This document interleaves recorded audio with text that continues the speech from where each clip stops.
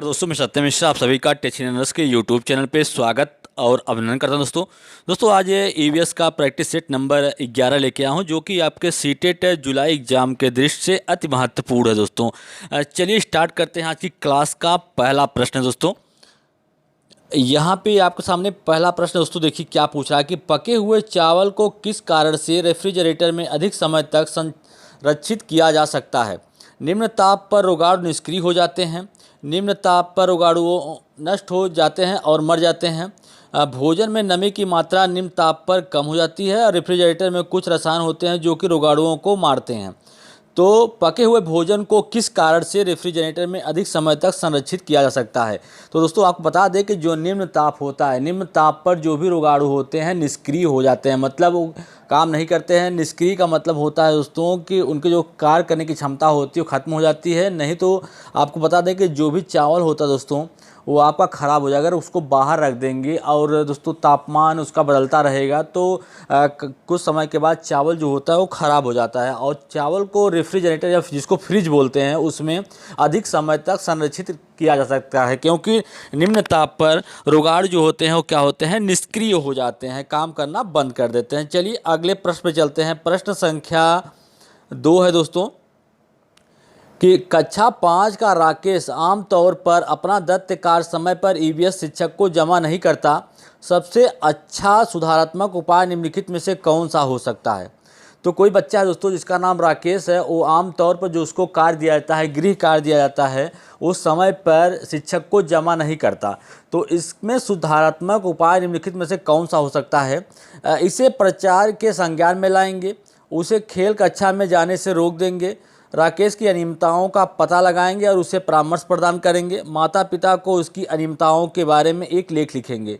तो बच्चा जो है दोस्तों अगर समय पे कोई कार्य नहीं कर पा रहा है या अजीब टाइप से व्यवहार कर रहा है तो इन सब चीज़ों को दोस्तों पहले हम उसके अनियमितताओं के कारण को जानने की कोशिश करेंगे। अगर हम एक शिक्षक के तौर पे हैं तो हम सबसे पहले जानने की कोशिश करेंगे बच्चा जो है वो क्यों गलत ऐसा क्यों कर रहा है, क्यों वो समय पर अपना दत्त कार्य क्यों नहीं पूरा कर पा रहा है। उससे उस कारण को जानने की कोशिश करेंगे, फिर उसको परामर्श देंगे और उसको सुधारने में उसकी सहायता करेंगे। तो इस प्रश्न का राइट जवाब ऑप्शन नंबर 3 है। राकेश की अनियमितताओं का पता लगाएंगे और उसे परामर्श करेंगे। चलिए अगले प्रश्न पे प्रश्न संख्या 3 है दोस्तों। एक किसान अनाज को भूसे से अलग करना चाहता था, यह किस प्रक्रिया द्वारा किया जा सकता है। थ्रेशिंग, छानने, कटाई, हाथ से चुनना। तो किसान जो है भूसे को दाने से अलग करना चाहता है या दाने को भूसे से अलग करना चाहता है तो उस प्रक्रिया के लिए क्या करेगा, थ्रेशरिंग का उपयोग करेगा। ये जो प्रक्रिया होती है दोस्तों गेहूं के लिए उपयोगी होता है। किसके लिए, गेहूं जो फसल होती है दोस्तों उसके लिए प्रक्रिया उपयोगी होती है। चलिए अगले प्रश्न पर चलते हैं। प्रश्न संख्या नेक्स्ट है कि यह देखा गया है कि पाचन की प्रक्रिया किस कारण बाहर की तुलना में अमाशय के अंदर तेजी से होती है। अमाशय के अंदर पाचन रस अम्लीय होते हैं जबकि बाहर वे क्षारीय हो जाते हैं। भोजन की उपस्थिति में अमाशय में उत्पादित पाचन रसों की मात्रा बहुत अधिक होती है। पाचन रस को जब अमाशय के बाहर रखा जाता है तो यह निष्क्रिय हो जाता है।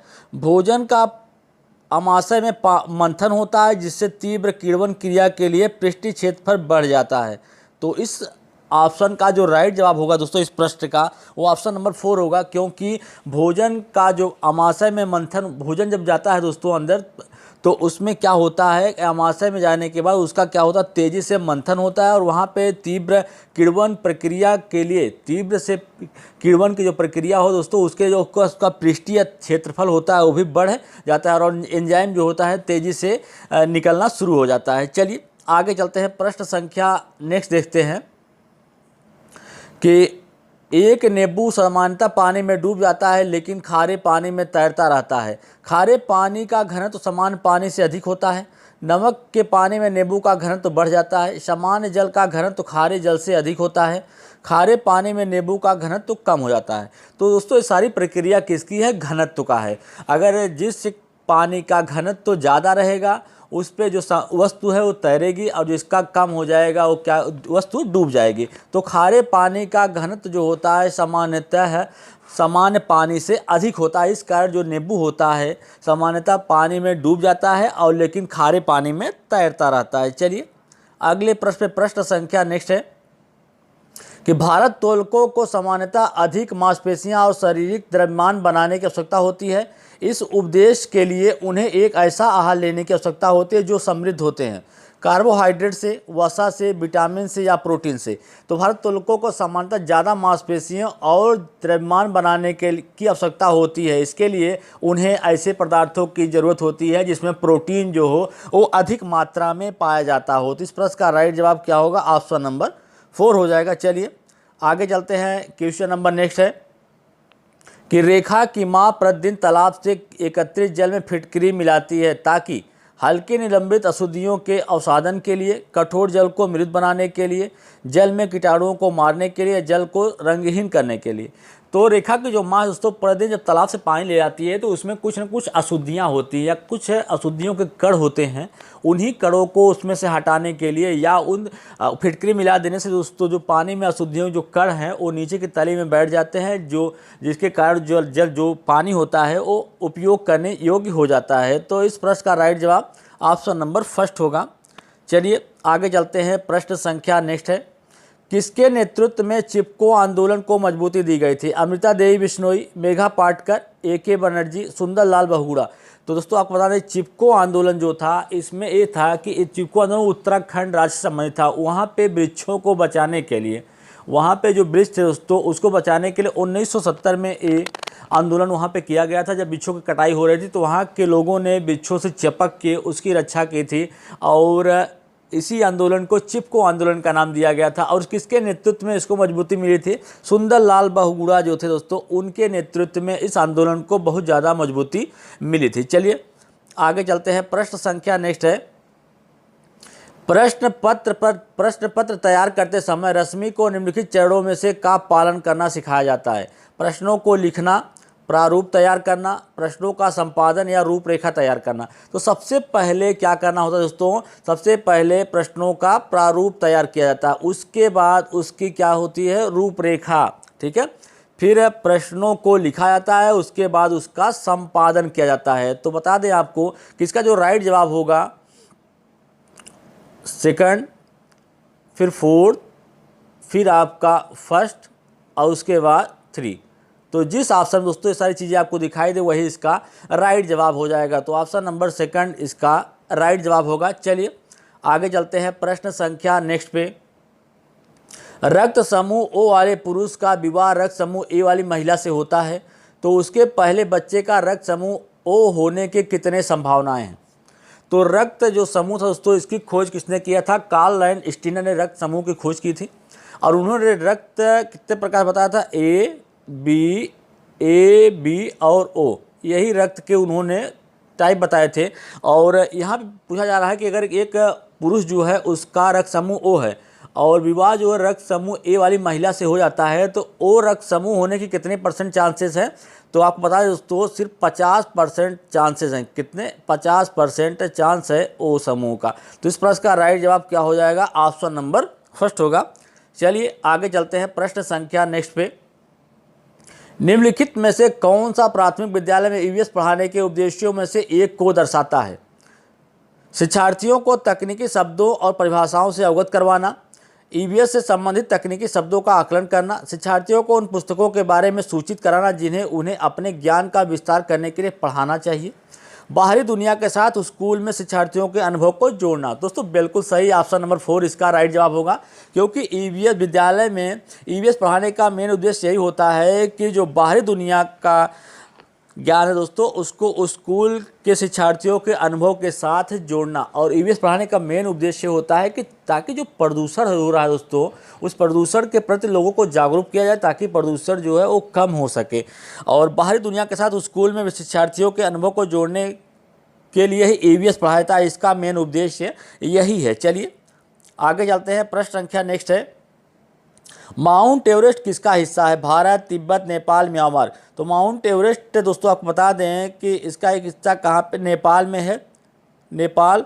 और नेपाल में इसे क्या कहते हैं? सागर माथा कहा जाता है। सागर माथा के नाम से जाना जाता है माउंट एवरेस्ट को, और समुद्र तल से इसकी ऊंचाई कितनी है? 8,848 मीटर इसकी ऊंचाई है समुद्र तल से। तो इस प्रश्न का राइट जवाब ऑप्शन नंबर 3 होगा।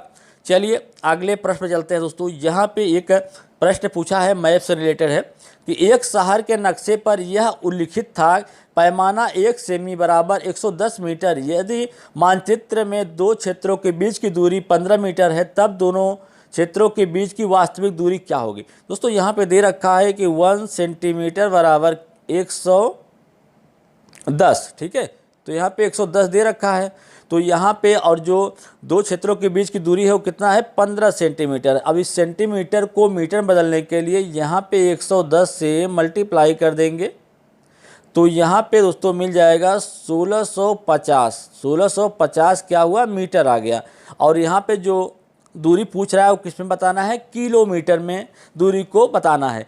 तो यहाँ दोस्तों हम क्या करेंगे? 1000 से इसमें भाग दे देंगे, तो यहाँ पे दोस्तों जो वास्तविक दूरी आ जाएगी 1.65 किलोमीटर। इस प्रश्न का राइट जवाब क्या होगा? ऑप्शन नंबर 4 इसका राइट जवाब हो जाएगा। चलिए अगले प्रश्न पे चलते हैं। प्रश्न संख्या नेक्स्ट है, ईवीएस की शिक्षा में रचनात्मक आकलन का संचालन करने का सबसे उपयुक्त उद्देश्य क्या है? विद्यार्थियों की मात्रात्मक एवं गुणात्मक प्रगति को संबोधित करना, विद्यार्थियों के विषय अनुसार प्रगति का आकलन करना, विद्यार्थियों को अंक एवं श्रेणी देना, विद्यार्थियों को अगली कक्षा में पदोन्नत करना।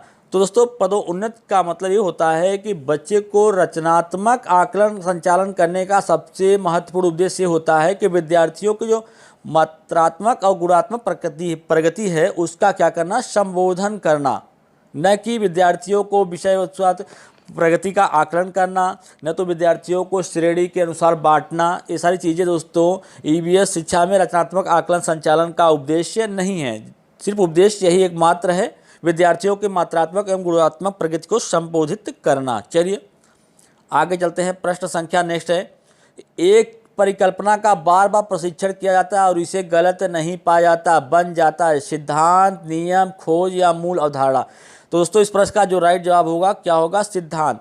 तो सिद्धांत दोस्तों, सिद्धांत के साथ कई प्रायोगिक अनुभव जुड़े होते हैं। जब एक ही परिकल्पना को बार बार प्रशिक्षण किया जाए और उसमें कोई भी गलती ना पाई जाए और सारी बातें जो उसमें निहित हो सब क्या हो? सही हो, तो वही क्या बन जाता है? वही सिद्धांत बन जाता है। तो इस प्रश्न का राइट जवाब ऑप्शन नंबर फर्स्ट होगा दोस्तों।